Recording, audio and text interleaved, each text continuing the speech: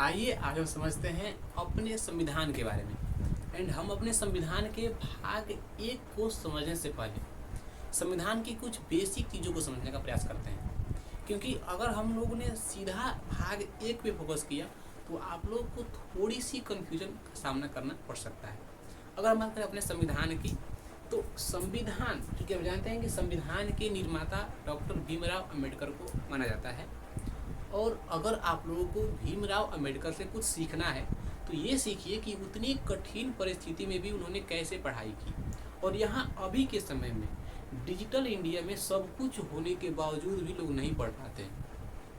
अगर हम बात करें अंबेडकर की, तो अंबेडकर इतने फेमस, मतलब इतने अच्छे स्टूडेंट रहे अपने लाइफ में, जो कि किसी भी परिस्थिति में पढ़ने के लिए अवेलेबल थे। और यहाँ हम लोग हैं जो हर परिस्थिति में यार पढ़ने का मन नहीं कर रहा, ये कर रहा, वो कर रहा, घंटा कर रहा यार, तो पढ़ना लिखना है नहीं। अब देखो, अगर हम बात करें अपने संविधान की, तो संविधान के निर्माता डॉक्टर भीमराव अंबेडकर को माना जाता है। अगर हम बात करें अपने संविधान की, तो इस संविधान में 22 गो लेसन है, 22 गो पार्ट कह सकते हैं ना, यानी कि 22 गो इसमें आप लोगों को पाठ पढ़ने पड़ेंगे। और एक पाठ का नाम है संघ और राज्य। हम लोग अभी एक पाठ पढ़ेंगे, लेकिन कुछ उससे पहले कुछ बेसिक शब्दों का नॉलेज हम लोगों को लेना होगा। ठीक है, 22 गो हमारे पाठ हैं और प्रत्येक पाठ में कुछ ना कुछ टॉपिक्स हैं, कुछ ना कुछ क्या है, टॉपिक्स हैं।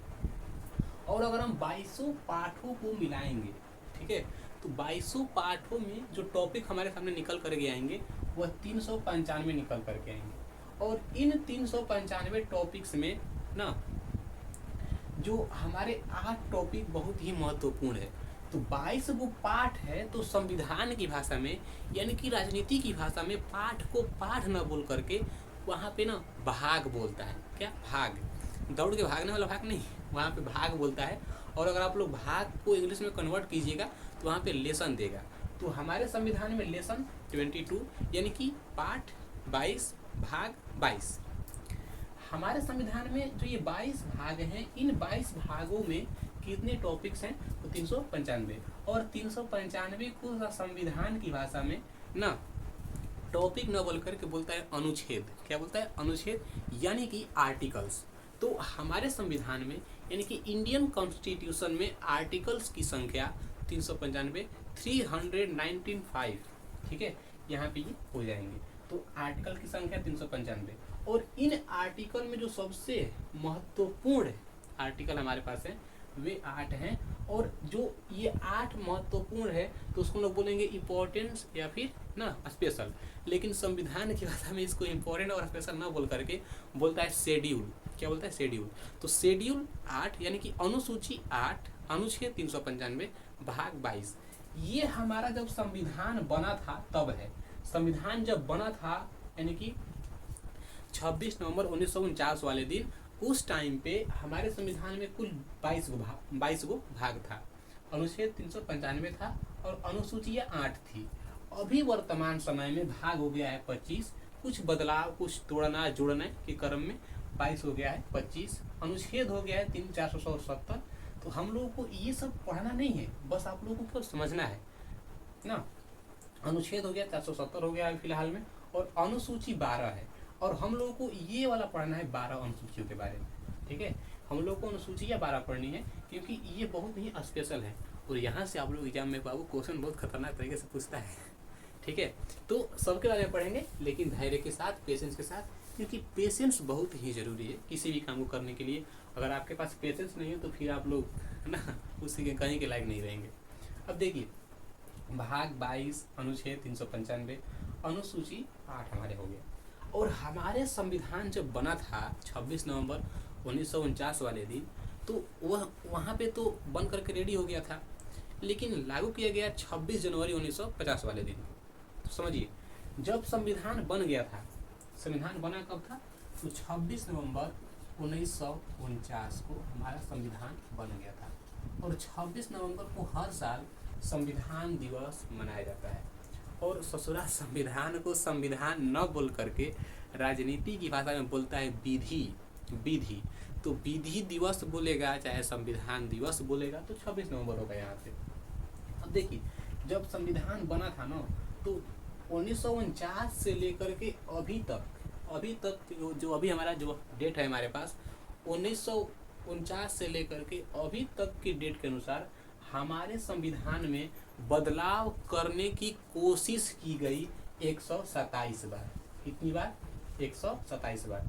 देखिए, बदलाव करने की कोशिश को ना, यानी कि नया कानून लाने की कोशिश को, बदलाव करने की कोशिश को हम लोग संविधान की भाषा में बोलते हैं विधेयक।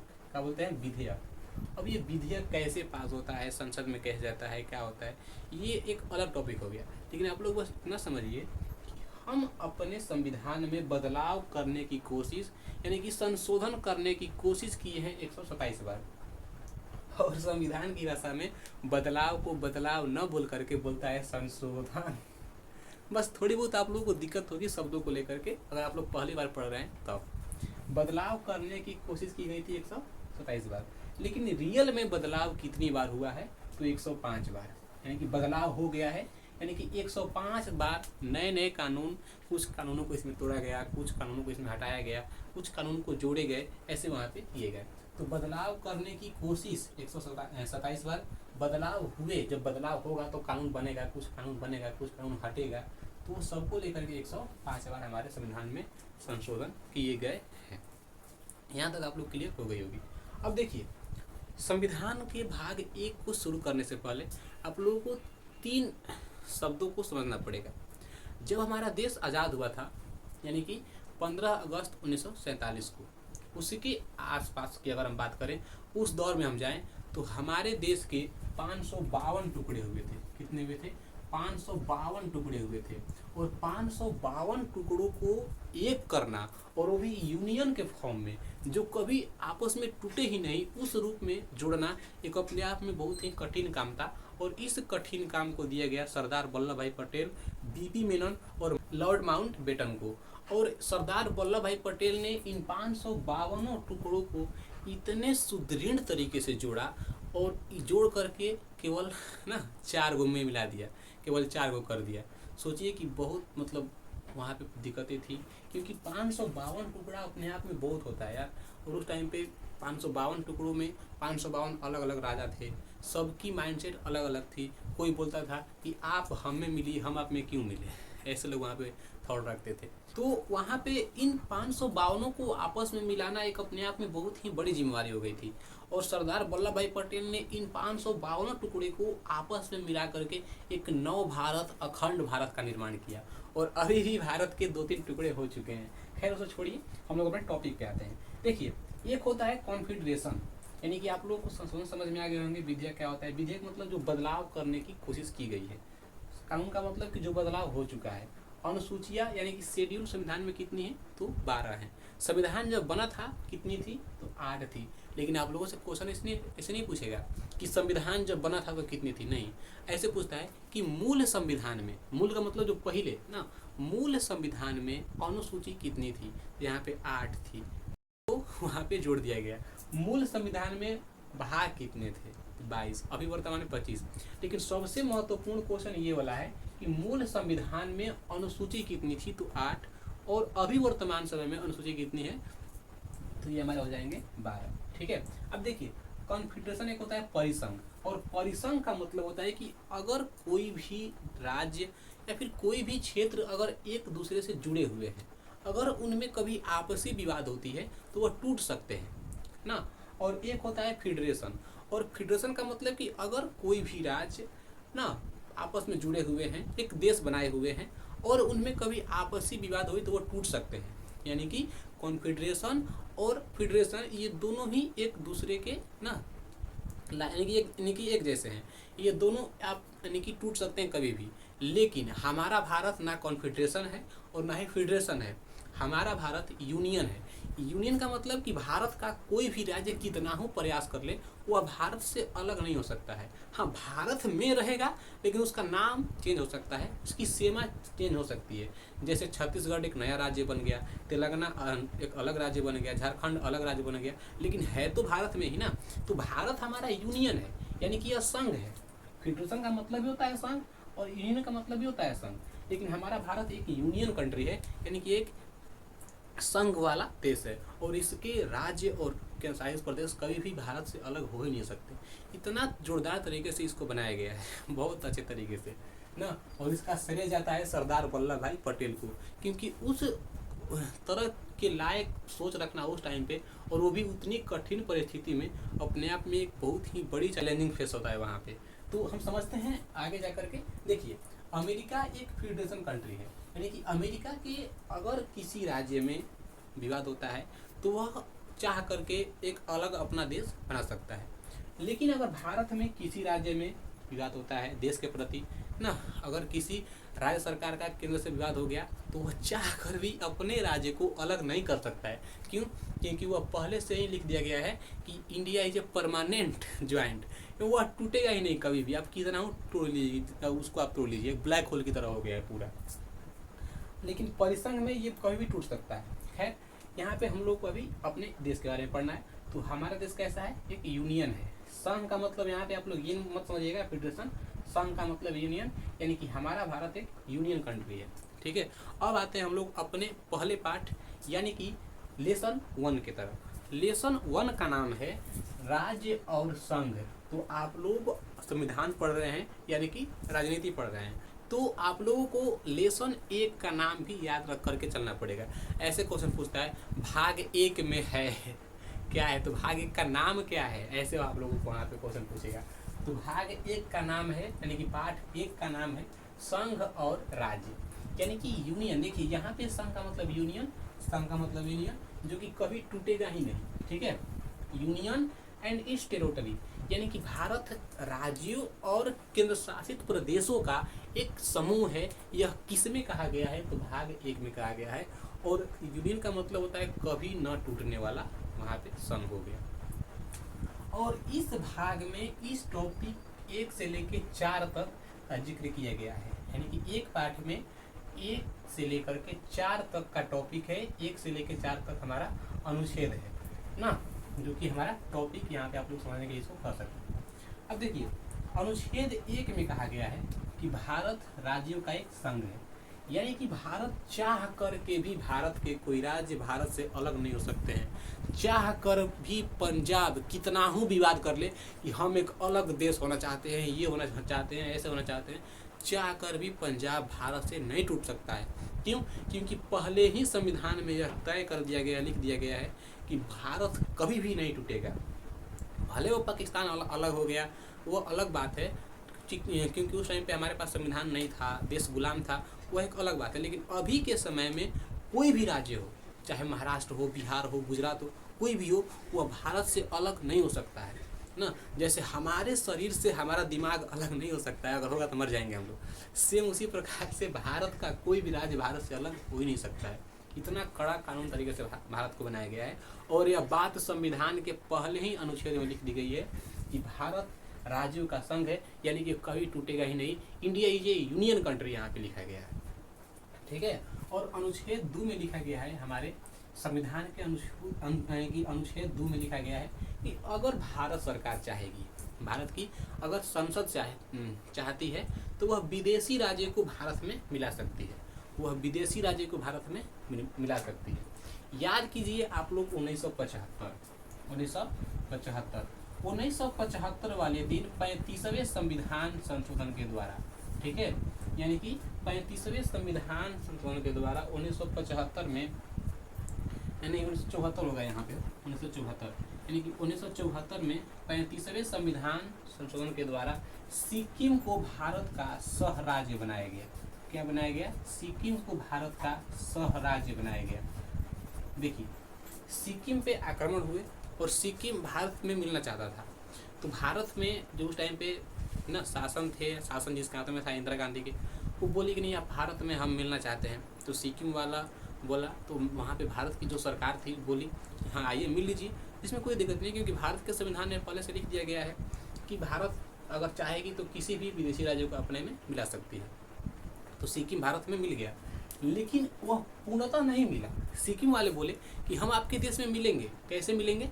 हम पहले आपके साथ 1 साल रहेंगे ना, लिविंग रिलेशनशिप, यहाँ पे ऐसे समझिएगा आप लोग, लिविंग रिलेशनशिप में ना सिक्किम पहले भारत के साथ 1 साल रहा।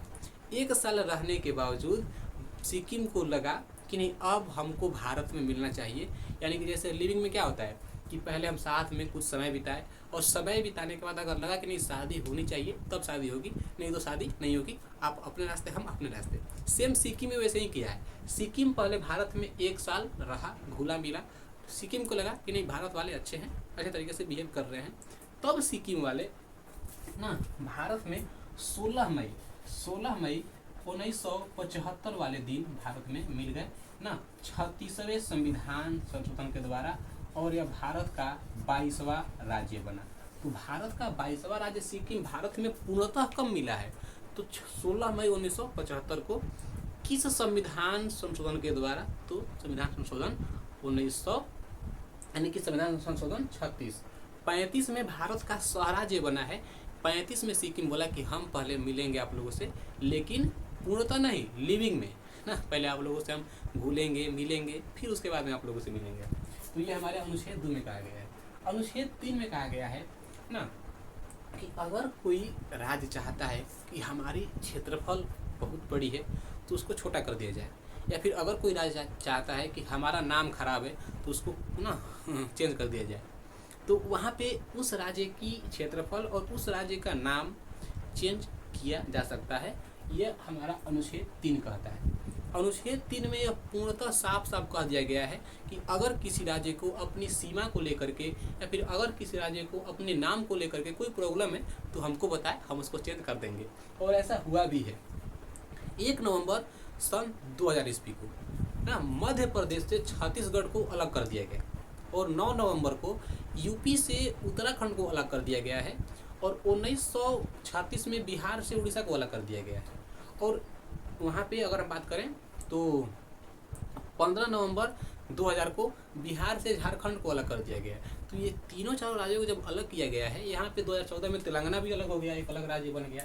तो 1 नवंबर को ना क्या हुआ है, 1 नवंबर को एमपी से छत्तीसगढ़ अलग हो गया, 9 नवंबर को यूपी से उत्तराखंड अलग हो गया, और 15 नवंबर को बिहार से झारखंड अलग हो गया। और ये सारी घटना हुई 2000 ईस्वी को। तो ये सारे ही अनुच्छेद 3 में लिखा गया है कि अगर किसी राज्य को अपने नाम को लेकर के प्रॉब्लम है, अगर किसी राज्य को अपनी सीमा को लेकर के प्रॉब्लम है तो हमको बताए, हम उसको चेंज कर देंगे। लेकिन हाँ, ध्यान दीजिए कि यह भारत सरकार नहीं करती है, संसद करता है। संसद चाहेगी तो किसी विदेशी राज्य को अपने में मिला सकती है, संसद चाहेगी तो किसी भी राज्य के नाम को, किसी भी राज्य की सीमा को परिवर्तित कर सकती है यहाँ पे। और ऐसा हुआ भी है। 1 नवंबर को एमपी से छत्तीसगढ़ यानी कि मध्य प्रदेश से छत्तीसगढ़ चेंज हुआ है, 9 नवंबर को यूपी से उत्तराखंड, और 15 नवंबर को बिहार से झारखंड को अलग कर दिया गया। तो ये हमारा अनुच्छेद 3 कहता है। और अनुच्छेद अगर बात करें 4 की, तो अनुच्छेद 4 कहता है कि ये सारी क्रियाकलाप होंगी लेकिन बिना राष्ट्रपति से पूछे। ये सारी क्रियाकलाप होंगी लेकिन बिना राष्ट्रपति से पूछे। यानी कि अगर किसी राज्य के नाम को चेंज करना है और अगर किसी विदेशी राज्य को भारत में मिलाना है तो वहाँ पे राष्ट्रपति को उतना इम्पोर्टेंस नहीं दिया जाएगा। राष्ट्रपति से बिना पूछे भारत के किसी भी राज्य की सीमा को, भारत के किसी भी राज्य के नाम को या फिर विदेशी राज्यों को मिला सकता है। अगर आज भारत सरकार चाहेगी तो राष्ट्रपति से बिना पूछे पाकिस्तान को, हाँ आओ पाकिस्तान मिल लो भारत में, ऐसे लोग पे लोग बोलेंगे। क्यों? कि हमारे संविधान में यहाँ पे लिख दिया गया है अनुच्छेद 4 में कि बिना राष्ट्रपति से पूछे, और राष्ट्रपति से उसी मामले में आप पूछ सकते हैं जिसका वर्णन अनुच्छेद 368 में किया गया है। अब ये जब हम पढ़ेंगे ना आगे अनुच्छेद, तब हम यहाँ पे आएंगे तो आप लोगों को ना पता चल जाएगा। लेकिन आप लोग बस इतना समझिए कि संसद के पास इतनी शक्ति है कि वो विदेशी राज्यों को भारत में मिला सकती है। संसद के पास इतनी शक्ति है कि वो भारतीय राज्यों को, नामों को, सीमा को परिवर्तित कर सकती है। जब विदेशी राज्यों को मिलाएगी अनुच्छेद 2, भारत के राज्यों का अलग अलग करेगी या जोड़ेगी अनुच्छेद 3। विदेशी राज्यों में सिक्किम को भारत का स्वराज्य बनाया गया 1974 में, 35वां संविधान संशोधन। पूर्णतः कब बन गया? तो 1975 में 16 मई को, है ना। 36वां संविधान संशोधन, भारत का 22वां राज्य। और अगर हम बात करें राज्यों के नाम को, सीमा को लेकर के, तो 1 नवंबर को मध्य प्रदेश से छत्तीसगढ़ को अलग कर दिया गया 2000 में, और 2000 में 9 नवंबर को यूपी से उत्तराखंड को अलग कर दिया गया। 15 नवंबर को भारत से यानी कि बिहार से झारखंड को अलग कर दिया गया यहाँ पे। तो ये हमारे एक पार्ट के बारे में हम चर्चा हो गई है, और एक पार्ट में आप लोग को इतना ही पढ़ना है, 1 से लेकर 4 तक के बारे में। एंड अगर हम बात करें ना आगे की, तो हम लोग इसके बारे में आगे पढ़ेंगे और अनुच्छेद 1, 2, 3, 4 आप लोग इसको अच्छे तरीके से याद कर लीजिएगा और हो सके तो भाग, अनुच्छेद, अनुसूची, संघ, ये सब आप लोग घर पे पढ़ लीजिएगा। एंड आई होप कि आप लोग को अच्छे तरीके से वीडियो समझ में आ गई होगी। एंड मिलते हैं एक अगले वीडियो में एक नए टॉपिक के साथ, तब तक के लिए धन्यवाद।